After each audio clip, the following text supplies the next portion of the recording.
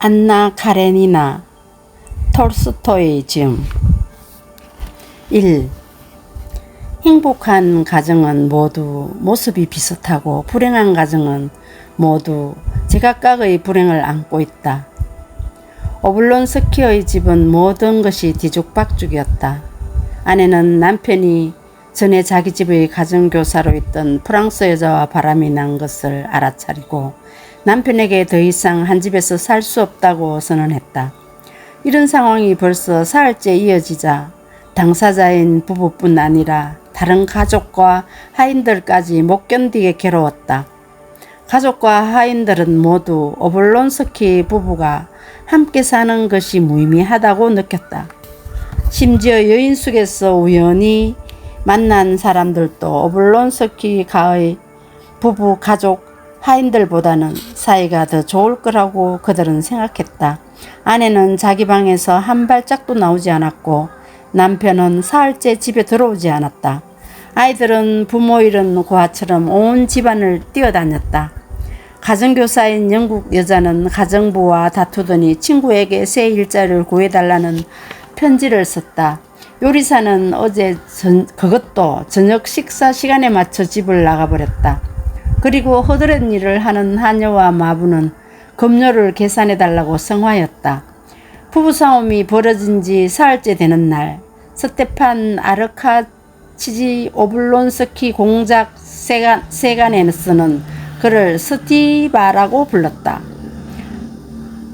평상시처럼 아침 8시에 눈을 떴다.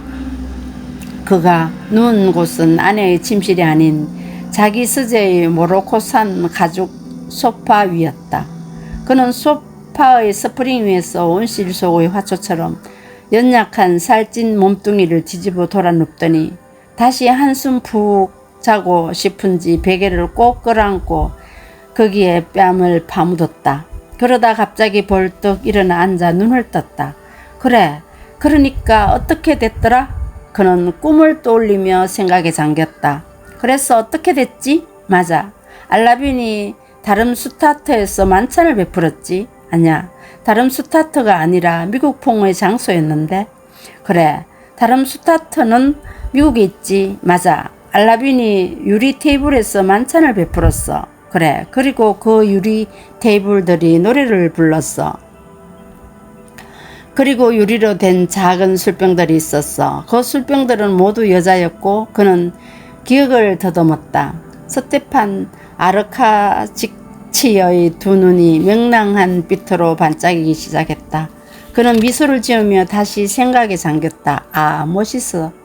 정말 좋았지. 또 거기에는 굉장한 것들이 많아서 말로 표현할 수 없고 현실에서는 상상조차 할 수 없는 것들이었지.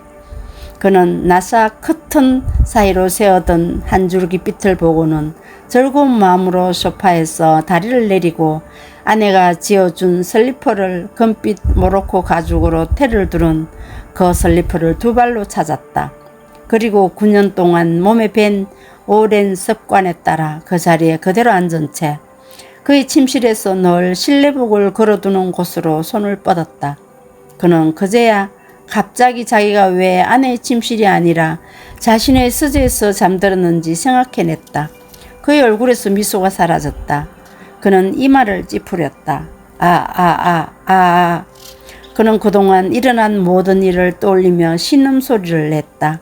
그러자 머릿속에 아내와 싸울 때의 세세한 장면, 꼼짝달싹 할 수 없게 된 자신의 처지가 새삼 떠올랐다.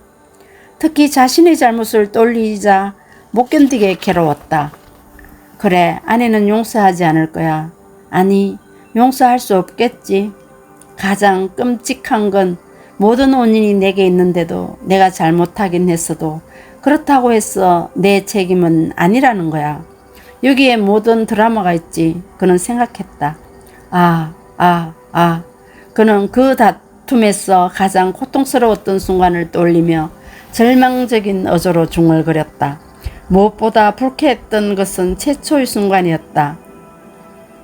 그가 아내에게 줄 큼직한 배를 들고 즐겁고 흐뭇한 기분으로 극장에서 돌아왔을 때였다. 아내는 응접실에 없었다. 아내가 서재에도 없자 그는 깜짝 놀랐다. 그리고 마침내 침실에서 그는 그 모든 것을 폭로한 불행의 편지를 손에 든 아내를 발견했다. 그녀가 언제나 걱정이 많고 부산스럽고 다소 멍청하다고 생각했던 돌리가 손에 편지를 쥔 채 꼼짝 않고 앉아 공포와 절망과 분노가 뒤섞인 표정으로 그를 바라보았다. 이게 뭐죠? 이건 말이에요. 그녀는 편지를 가리키며 물었다. 이 회상 장면에서 스테판 가르카치치를 괴롭힌 것은 흔히 있는 일이긴 하지만 사건 자체보다 자신의 아내의 말이 보인 태도였다. 그 순간 갑자기 너무나 부끄러운 일을 들킨 사람들에게 나타나는 현상이 그에게 일어났던 것이다. 그의 죄가 드러난 지금 그는 아내 앞에서 자신이 처한 상황에 어울리는 표정을 지을 수 없었다. 화를 내거나 부인하거나 변명하거나 용서를 빌거나 차라리 태연했더라면 좋았을 텐데 어떻게 했든 그가 행동보다는 나았을 것이다. 그러나 그렇게 하는 대신 그의 얼굴은 완전히 무의식적으로 그야말로 완전히 무의식적으로 갑자기 평상시의 선량한 미소를 그 선량함 때문에 철없어 보이는 미소를 지었다. 그 철딱선이 없는 미소는 그 스스로도 용서할 수 없는 것이었다. 그 미소를 본 돌리는 육체적인 고통이 엄습하기라도 하듯 부들부들 떨더니 격렬한 분노를 터뜨리며 지독한 말을 퍼붓고는 방에서 뛰쳐나가고 말았다. 그때부터 그녀는 남편을 보려 하지 않았다. 이게 다 멍청한 미소 때문이야. 스테판 아르카지치는 생각했다. 하지만 어떻게 해야 하지? 어떻게 하나? 그는 절망에 빠져 중얼거렸지만 해답을 찾을 수가 없었다. 경청해 주셔서 감사합니다. 오늘 또 달달한 하루 보내세요.